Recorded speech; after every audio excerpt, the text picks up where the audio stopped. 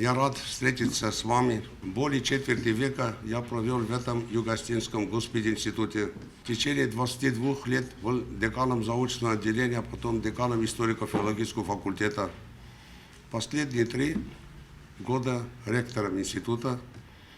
Могу похвастаться, при мне институт был преобразован по моей инициативе в университет. И потом решением ученого совета меня сделали почетным ректором, избрали почетным ректором университета. У меня очень много других всяких наград. Когда человек много живет, и награды прибавляются всякие. Но вот это, то, что почетный ректор любимого университета, это особо приятно для моей души. И когда мне ректор Вадим Ботазович предложил прочесть курс лекций на историческую тематику, я охотно согласился. Я говорю, то, что знаю, с этим могу поделиться. Но в данном случае я хотел бы раскрыть вам тему Южная Осетия, становление государственности. Кроме своей научной деятельности, судьба моя так сложилась, что в течение 8 лет я был руководителем этой республики.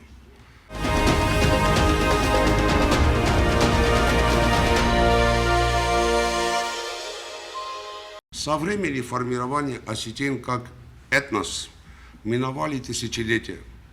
За этот огромный исторический период в ее истории имели место немало важных событий. Однако среди них самыми яркими впечатлительные 2 события. Это присоединение Осетии к России 275 лет тому назад и признание независимости Республики Южная Осетия государству Алания. События эти выдающиеся, судьбоносные. Благодаря им мы сохранились, во-первых, как нация, во-вторых, сохранили свою этническую территорию, создав на ней свою государственность. Мы, современники этого события, по-настоящему еще не осознали то, что нас ожидало, если бы не своевременный ввод частей 58-й российской армии 8 августа 2008 года в Цхинвале. Тогда никто не думал о будущей государственности. Ребром стоял гамлетовский вопрос, быть или не быть Южной Осетии.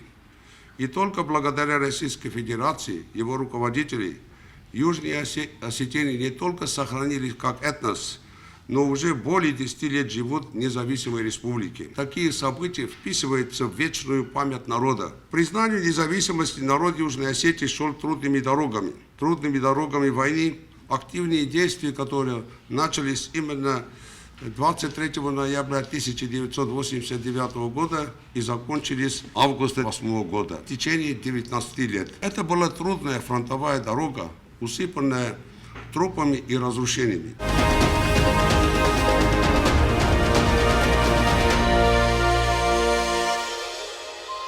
Рассказать о всех перипетиях национально-освободительного движения, предшествовавших признанию независимости, не хватает и нескольких лекций.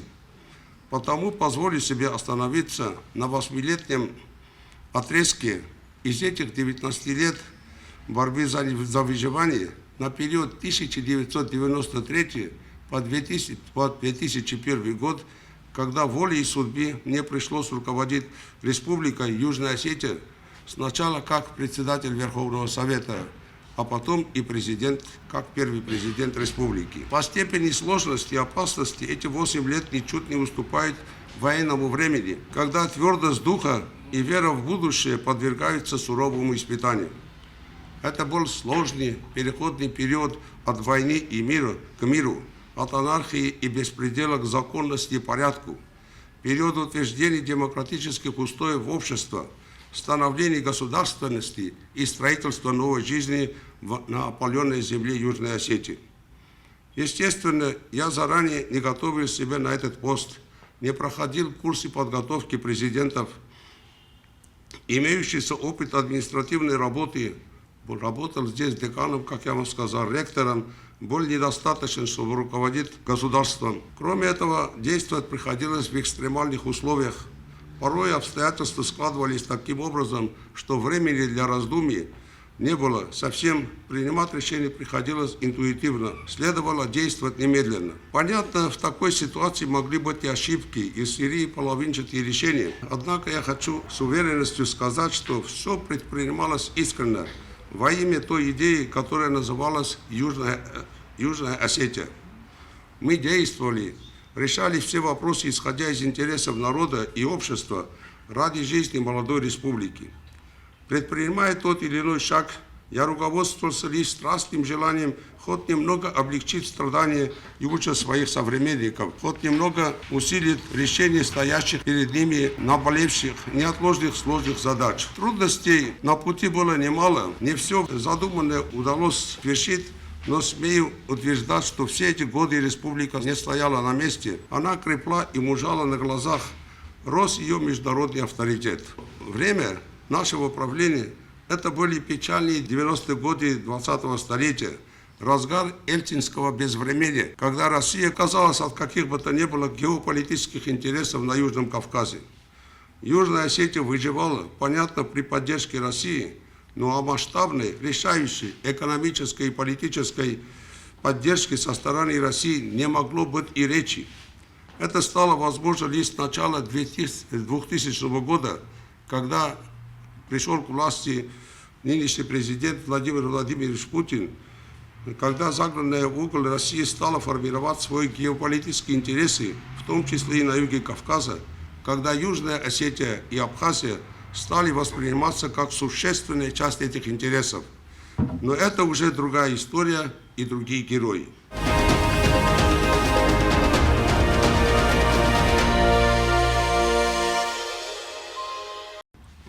Но прежде чем перейти у меня к непосредственной деятельности, хотелось бы просто немного вас ввести в курс дела, каким образом я оказался у руля правления. Родился здесь, в Южной Осетии, в печально известном селении Зар. В 8 классе меня перевели в городскую школу номер 2. Кончил среднюю школу в 1951 году. Потом уже поступил на исторический факультет Северо-Осетинского института. 4 года учебы дали мне очень и очень многое. Во-первых, после первого семестра у меня 4 в зачетной книжке не было.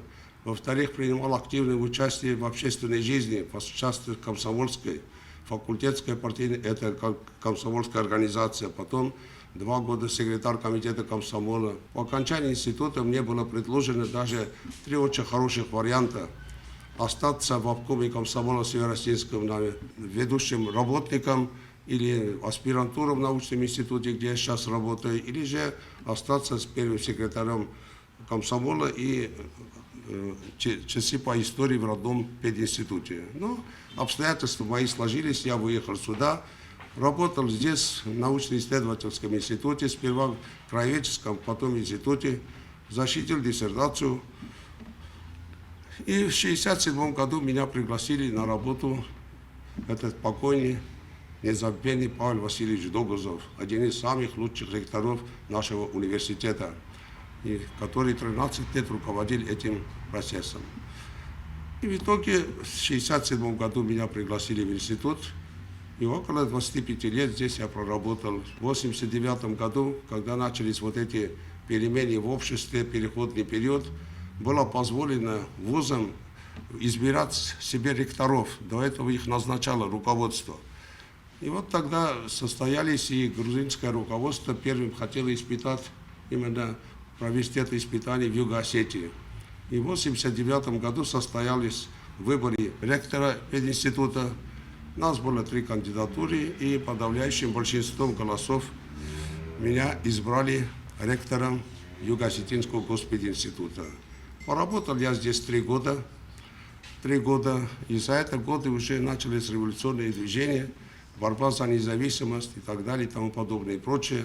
Стало уже известно о том, что судьба Южной Осетии обязательно изменится в будущем. Но в качестве ректора мне удалось поработать всего несколько месяцев. Будучи депутатом Верховного Совета Республики Южная Осетия, нас созвали на очередное заседание 23 сентября 1993 года. Тогда руководил, председателем был незабвенный Торез Георгиевич Кулумбеков. И так получилось, что он пришел, начал заседание, объявил повестку дня и тут же заявил о том, что вот вам повестка дня, работайте дальше, я не буду больше руководить республикой, ухожу в отставку. Я оставил нас в таком рабочем состоянии, покинул зал заседания. Ну, мы пришли к нему, делегация из 3 человек, сам присутствовал в нем, упрашивали его, и он сказал, что времени не теряйте. Не теряйте, возвращайтесь и работайте свое дело, изберите себе председателя.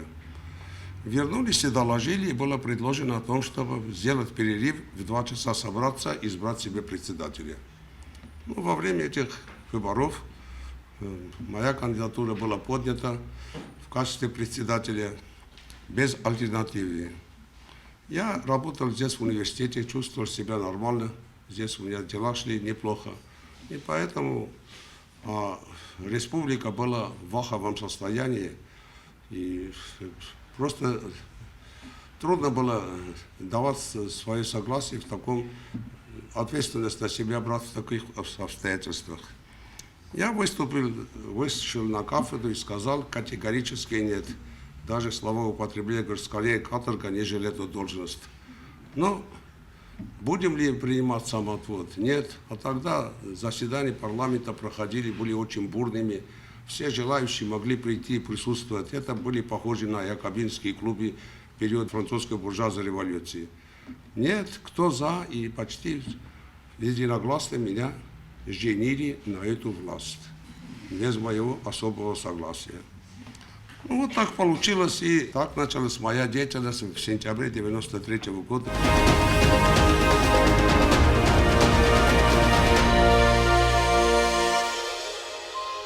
Как я вам уже сказал, положение в республике было очень тяжелое. В июле 1992 года ввели миротворческие силы, а после, когда уже прекратились открытые военные столкновения с грузинской стороной. Но люди, эти ополченцы и так далее, молодежь, все вышли, все были с оружием в руках, и все было очень беспокойно в республике. Ни один завод, ни одна фабрика не работала, все были в разрухе.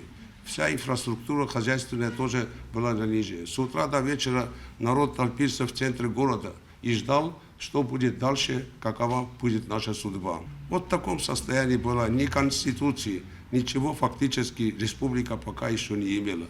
Да. И вот в таком состоянии мне пришлось возглавить эту республику. Первое, с чего мы начали, приступая к власти, это тем, что разработали Конституцию. Республику провозгласили 20 сентября 1990 года, но она не имела своей конституции. Автономная область не является государством в полном смысле этого слова. Второй же день после избрания я созвал Конституционную комиссию, возглавил его сам, и в течение 2 недель лучшие юристы республики сели за разработку Конституции 2 ноября 1993 года. После опубликования и обсуждения в средствах массовой информации приняли свою первую Конституцию. И таким образом первый шаг был сделан тому, чтобы узаконить именно нашу республику. Ну, говоря о Конституции, чтобы не возвращаться потом, при моем же правлении в 2001 году была принята и вторая Конституция. К этому времени в Конституции, в обществе и в политической жизни республики произошли очень много различных изменений, и требовалось именно принятие новой Конституции. И 8 апреля 2001 года была принята вторая Конституция, которая ныне и действует по настоящее время. Еще в 1991 году грузинское правительство, когда Верховный областной совет депутатов обратился к грузинскому парламенту о том, чтобы именно преобразовать Юго-Осетинскую автономную область, Юго-Осетинскую автономную республику в составе Грузинской ССР, грузинские верхи это восприняли в штыки, как это так, и тому подобное и прочее.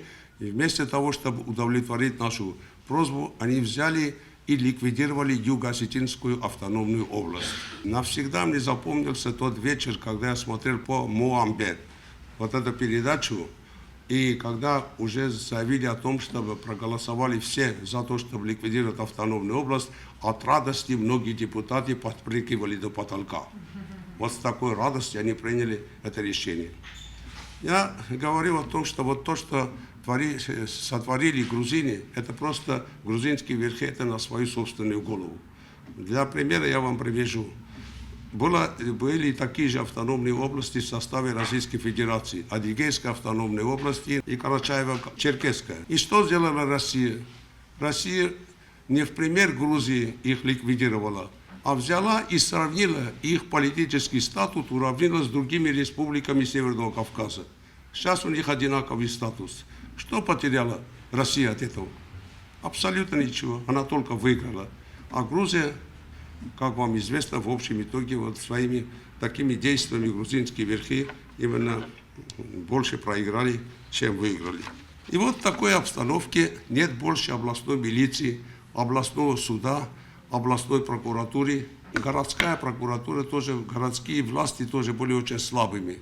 Настолько неавторитетными были милицейские кадры, что милиционеры боялись своей собственной милицейской формы выходить на работу.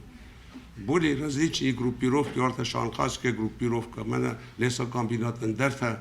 Это вышедшие после войны, после окончания войны группировки, которые фактически контролировали ситуацию в республике.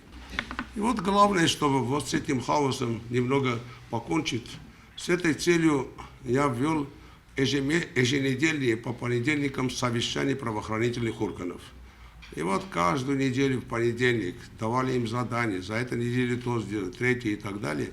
Я не буду распространяться, много времени это займет, но вам скажу о том, что постепенно, шаг за шагом, нам удалось навести в какой-то степени порядок в республике. Таким образом, постепенно правоохранительные органы уже постепенно заработали, в какой-то порядок относительно уже через 2-3 года мы уже установили в республике.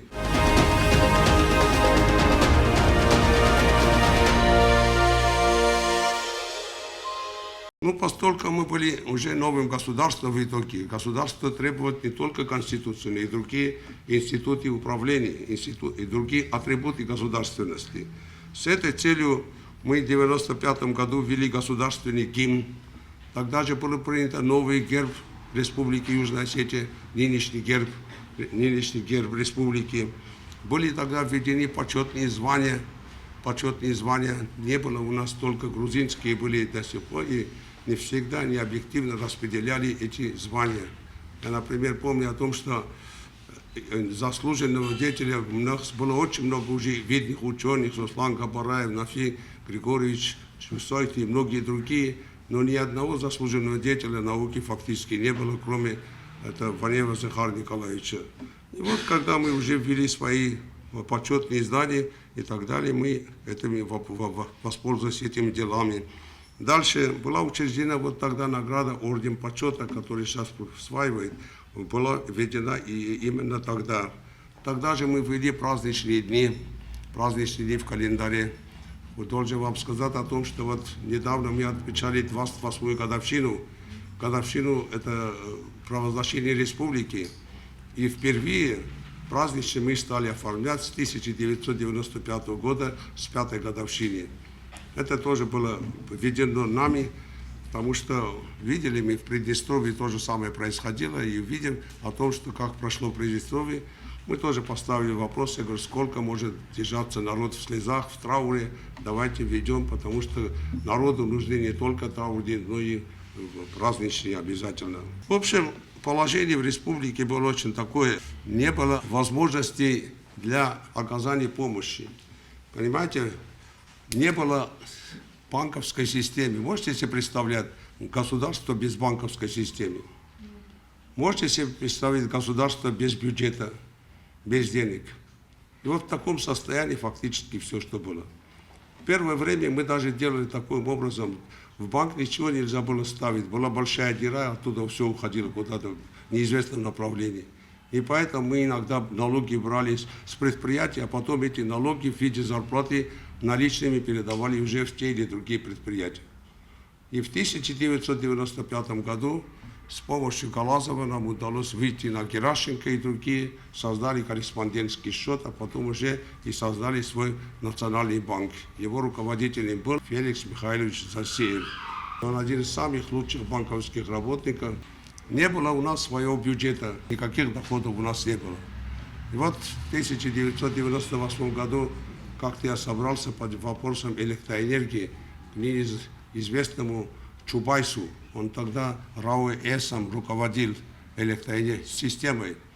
И у нас были большие проблемы с электроэнергией. И хотел просто, чтобы нам помогли в этом вопросе, и поехал с такими убедительными доказательствами, что мы не можем, мы не в состоянии платить те деньги, которые вы предлагаете.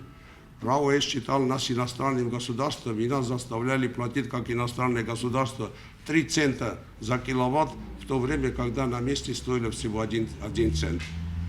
И вот когда ему показал именно в доказательстве свой бюджет, оно было опубликовано на страницах газеты, и показали ему, равняется одному людям. Вы что, смеетесь, разыгрываете, говорит, меня?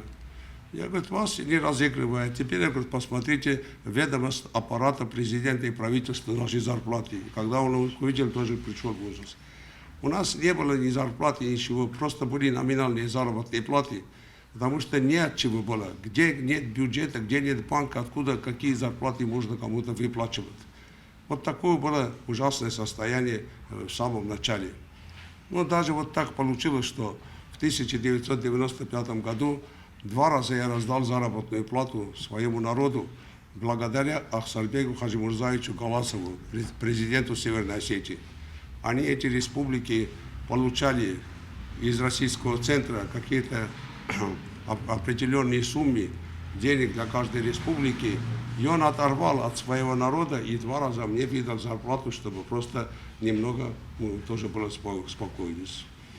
Ну, понимаете, положение было аховое, зарплаты не было, и поэтому, конечно, приходилось очень тяжело. Были несколько таких антиправительственных даже выступлений против власти Чибирова. В итоге недовольные были здесь оппозиционные настроения силы, которые подогревали ситуацию, абсолютно не считаясь, в чем причина всего этого. И поэтому не буду я вдаваться в подробности, но такая крупная ситуация первая сложилась в 1994 году, и дело дошло до того, что я подал в отставку и хотел уйти из этой работы. Раз нет такого понимания этих обстоятельств, изберите себя другого, кто вам руководит. Но большинство парламента меня не отпустило. И второй раз такая же ситуация сложилась в 1996 году, и была вторая попытка моего уйти в отставку, ну и второй раз меня не удовлетворили мою просьбу. Вот так мы работали и постепенно чувствовали, что вот эти кризисные ситуации 94-96 годов, все это говорило о том, что парламентская форма власти как таковая в такой критической обстановке, которую переживала Южная Осетия, она не удовлетворяла. Парламентская форма нужна, где спокойная, уравновешенная жизнь, где нет особенных проблем. И поэтому в 1996 году было принято решение о переименовании республики, об изменении государственного строя, то есть перейти от парламентской формы правления к президентской форме правления. Выборы прошли в ноябре 1996 года, после того, как мы внесли соответствующие поправки в Конституцию, и в 1996 году состоялись первые выборы президента. Ну, там нас было 6 человек, и в первом круге, набрав 53-54% голосов, то есть больше, чем половина, я оказался первым президентом Республики Южная Осетия. Так что до 1996 года был председателем парламента, Верховного Совета, а потом уже последние 5 лет парламент по новой конституции избирался на 5 лет, и на 5 лет я стал руководителем республики.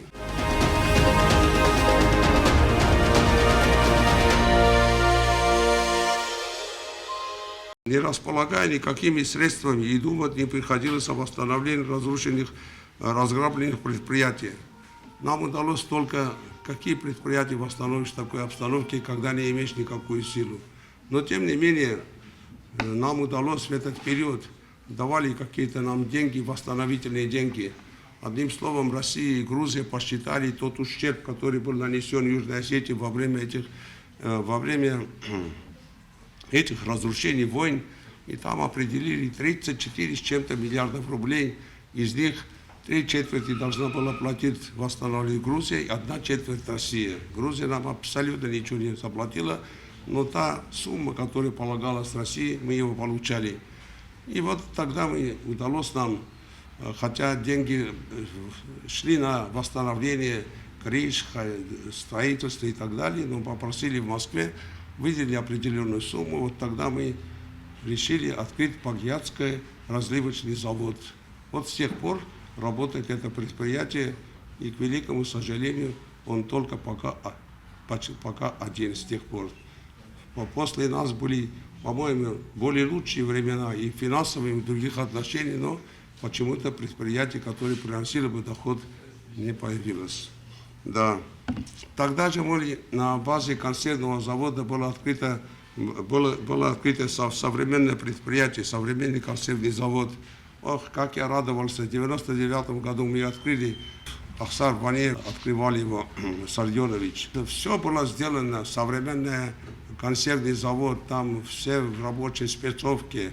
Обедали они именно рабочие там же и так далее. И в 1999 году, когда мы праздновали очередную годовщину республики, я с удовольствием повел всех своих гостей показать, вот посмотрите, как возрождается экономика Южной Осетии. Но, к великому сожалению, поработали немного. Таможенные границы были очень ущербные, и эта работа не закончилась до конца. Тогда же завели это самое Квайсинское свинцовое управление, обогатительную фабрику. Но много труда приходилось, там осталось очень много руды, чтобы фабрика могла и работать. Но там тоже очень были большие затруднения, поработали немного, но возможности не было, и она была закрыта потом. Вот тогда же, вот в этот период, хочу сказать о том, что вот этот третий корпус, который во дворе, корпус трехэтажный, тогда же было построено. Вы должны знать о том, что это было на чистейшем энтузиазме. Ни одного бюджетного рубля мы не потратили на постройку этого трехэтажного здания. Да, это взял на себя Георгий Алексеевич, инициатива была моя. Как-то однажды летом я подошел сюда, и, мол, вот летние каникулы, куда мне девать своих студентов. Я ему предложил, я говорю, вот около Тихреви, это землетрясением разрушено пятиэтажное здание, давайте разберем ее, во дворе построим себе учебный корпус. Понимаете, вы сейчас живете в идеальных условиях. В идеальных, это просто, гляжу на эти аудитории, на вас, и мне очень приятно. А нам приходилось работать в очень тяжелейших условиях. Иногда партбюро, в спортивном зале иногда проводили занятия. Негде было людей размещать. И поэтому вот этот корпус и мы построили. Сам приходил сюда, будучи президентом, вместе в коллективных субботниках принимал участие. И таким энтузиазмом вместе вот этот корпус был построен. Этот корпус оказался в какой-то степени для вас спасительным. Когда в 2008 году разбили вот этот главный корпус в итоге, если бы этот корпус не уцелел, тогда, видимо, пришлось бы немного тяжеловато для проведения учебных занятий. Я хочу вам сказать, самые большие проблемы у нас были с электроэнергией. Вот процентов, если бы я сказал свои трудности, будучи руководителем, процентов на 30 они были связаны с электроснабжением. В 1993 году линию электропередач перебросили через Кавказский хребет. Россия нам помогла в этом. Но с тех потом постоянные отключения, тому подобное и прочее, чего только не было. И много труда нам приходилось этого делать. Много, чтобы просто восстановить его. Вот можете себе представить, в 1997 году, октябрь, ноябрь, декабрь, ни одного киловатта электроэнергии в республике не было. Не было. 10 октября я запомнил, я хочу уже собраться из Москвы после командировки, и Шавлохов, председатель правительства, мне звонит, не торопись, отключили нашу электроэнергию. Это тогда был Чубайс и другие, сказали, заплатите деньги, иначе вам не будем платить. И мне пришлось 3 месяца находиться в Москве и окончательно добиться после 3 месяцев 27 декабря, тогда заместителем председателя был Немцов, и под его руководством 27 декабря было принято решение о выделении Южной Осетии 12 миллиардов рублей, и тут же эти 12 миллиардов перебросили в РАО ЕС, и 31-го прилетели сперва во Владикавказ, потом перелетом меня перебросили сюда, и 31 числа в 10 часов вечера зажглись электроэнергия. И Новый год наши граждане встретили уже со светом. И вот это из 8 лет правления самое большое удовольствие мне что доставило, что в Новом году наш народ встретил уже со светом Новый год. Вот такие были трудности. То же самое было с газом.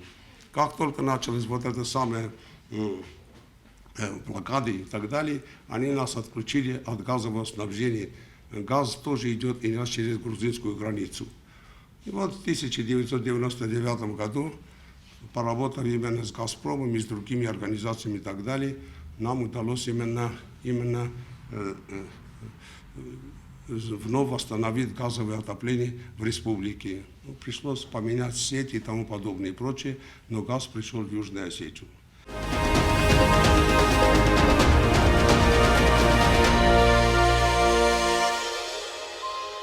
Руководство республики было социально ориентировано. Я хочу подчеркнуть это дело. По сравнению с районами Грузии, доходы нашего населения были выше, а рынок дешевле. Лучше обстояло дело с электро- и газоснабжением. Вот в соседнем районе Грузии, грузинское руководство, которое виновато в наших бедствиях, они население этих районов жили намного хуже, нежели население нашей республики. Порою то, что не замечается в собственной среде, не ускользает от наблюдательного глаза стороннего человека, тем более недоброго соседа. Вот в этой связи я хотел бы вам сказать следующее, что в марте 1999 года к нам поступило письмо от жителей грузинского селения Дици. Это в 9 километрах отсюда. Не грузинское селение, которое входило в состав Горийского района. И вот обратите внимание, это было 2 письма их. В первом письме было подписано 4 колхозниками. В первом письме, проявляя недовольство горийскими властями, жители села писали: «Мы с большой просьбой обращаемся к вам, господин Людвиг». Было адресовано президенту Южной Осетии Чибирову и президенту Грузии Шеварднадзе. «Мы с большой просьбой обращаемся к вам, господин Людвиг. Может быть, вы нас пожалеете и дадите нам свет, хотя горийское руководство ежемесячно выдерживает деньги за свет, зарплаты и пенсии. В результате всего этого село вынуждено коллективным заявлением обратиться к вам с просьбой: хотим перейти под вашу юрисдикцию». Подумайте. Хотим под вашу юрисдикцию, отказываясь от руководства органов власти Гори. Просим вас, господин Чибиров, пожалейте нас, это заброшенное село от горийских хапук. Второе письмо в основном повторяет первую просьбу и заканчивается такими словами: «Исходя из изложенного, мы обращаемся к вам с просьбой, поскольку между нашими селениями в Цхинвале всего 3,5 километров, и ближайший к нам рынок находится там, мы, жители села, решили отделиться от отдаленного нас на 32 километра гори и присоединиться к близко расположенному к нам Цхинвалу. Кроме того, мы видим, что цхинвальскими властями взят более правильный курс, и они больше озабочены благом своих граждан, чем руководители Гори и Тбилиси».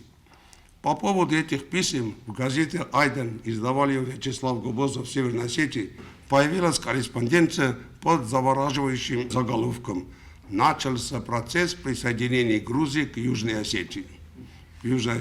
Как говорится, здесь комментарий излишний. Вот то, что я вам зачитал, письмо грузинских колхозников. Здесь приводится его копия.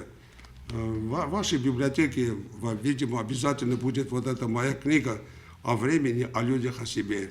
Я написал его после ухода в отставку, и вот более или менее подробно я осветил вот этой книге период своего руководства, что нам удалось тогда сделать. По мере сил и возможностей обращали внимание на другие вопросы внутренней проблемы.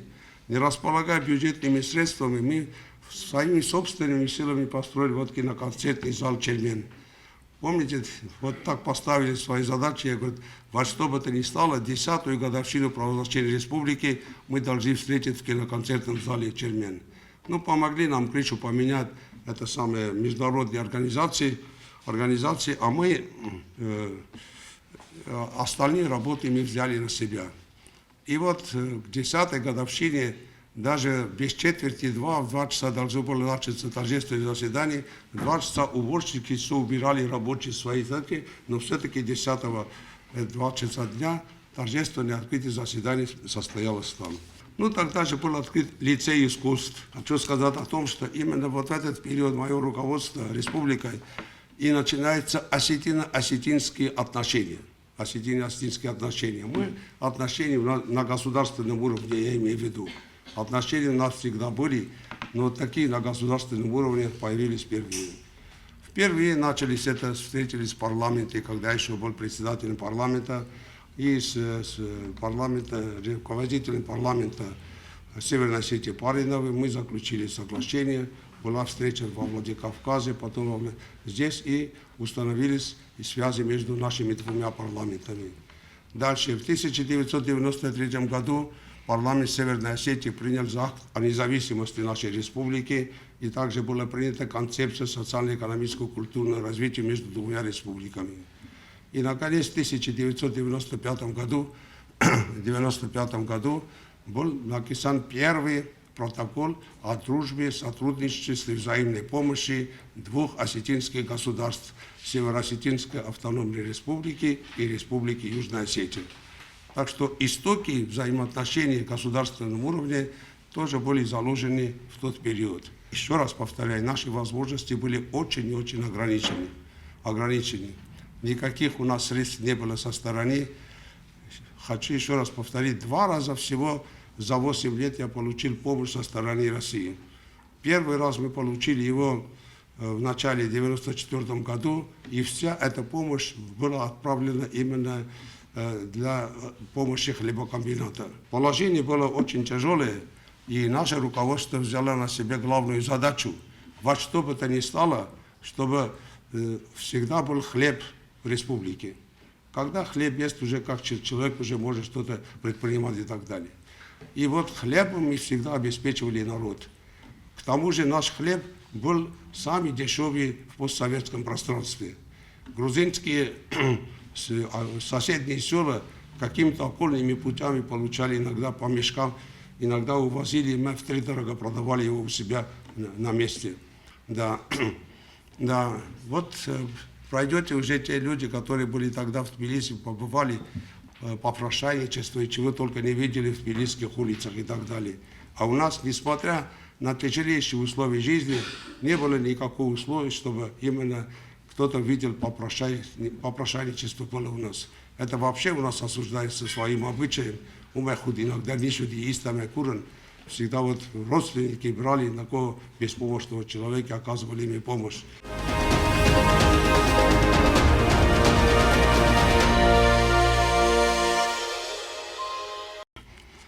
Но сейчас я хочу особо остановиться еще на одном вопросе, который называется именно внешнеполитическая деятельность наша.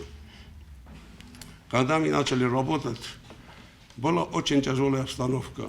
Вести военные действия было бессмысленно, потому что мы были все в развале, республика, а область была в развале, и воевать с Грузией это было сумасшествие в такой обстановке. И надо было искать, выходить на переговоры и каким-то образом переговорными процессами как-то свои добить. А в первое время именно заикнуться переговорами с грузинской стороны было даже жизненно опасно. Большая часть населения ходила в трауре, убить и так далее. И вот ненависть этому грузинской стороне очень была высокая. Нет времени подробно рассказывать обо всем этом, но чтобы свести первый раз именно грузинскую, осетинскую сторону за стол переговоров посадить, это нам стоило очень огромных усилий. Самый главный шаг, который был сделан во внешней политике, до нашего была создана так называемая смешанная контрольная комиссия, в которой состояла из 3 частей, из 3 членов. Россия, Северная Осетия и ОБСЕ. Вот втроем они решали судьбу Южной Осетии. И вот 1993 года с помощью Пастухова и других российских руководителей нам удалось сделать то, чтобы сделать его четырехсторонной. И Южная Осетия тоже получила право решающего голоса в этом СКК. И вот так мы работали в этот период. Работали, СКК уже заработала, Южная Осетия получила решающее право. Мы уже начали сидеть и работать по переговорному процессу. Но самым главным решением было то, чтобы после этой войны, которую мы испытали, принять такой-то документ, который бы призвал грузинскую сторону к миру и спокойствию, чтобы вооруженным путем больше не решались наши вопросы. И вот в такой обстановке была проведена большая работа в итоге. И при посредничестве вот этой смешанной контрольной комиссии и Министерства иностранных дел был разработан проект меморандума о принципах мирного урегулирования грузино-осетинского конфликта и возможных путях его разрешения. Вот этот меморандум имеет историческое значение. Это первый официальный документ, который был разработан и подписан в Кремле в кабинете Ельцина 16 мая 1996 года. Есть у меня какие-то запечатления, фотографии того периода, той схемы. Здесь они имеются, и кто из вас желает познакомиться с ним, может потом подойти и увидеть их. После этого подписания меморандума в тот же день состоялась встреча в Североосетинском представительстве в городе Москве. Калазов пригласил всех участников этого меморандума, кто подписывал его, на встречу. И там присутствовали Шеварднадзе, и присутствовали и Примаков, и многие другие государственные деятели. И тогда было принято решение о начале переговорного процесса. И в том же году, в августе 1996 года, состоялась моя первая встреча с Шеварднадзе. Всего у меня было 3 встречи с президентом Грузии Эдуардом Шеварднадзе. И первая встреча была во Владикавказе. Вторую мы провели здесь, в Джаве, в ноябре 1996 года, а третью уже на территории Грузии, в Боржоме, в 1998 году. То только не было в этих взаимоотношениях. Арестовывали наших людей и осуждали их на 15-20 лет, и каких только событий не было.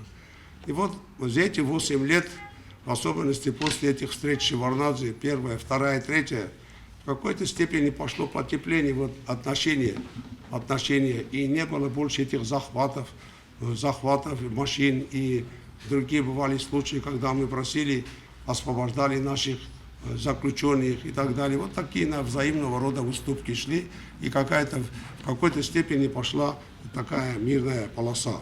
Но вместе с тем, в переговорном процессе, который их сопровождали, абсолютно никакого продвижения не было. Это было вяло текущие переговоры, потому что наши с точки зрения полностью не соответствовали.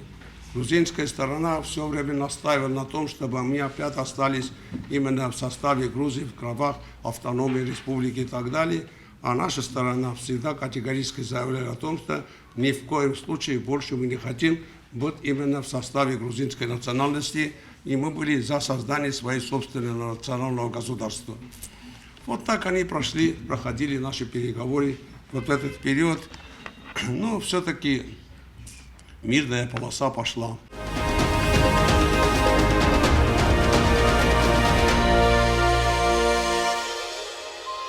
В конце что хочу вам сказать еще.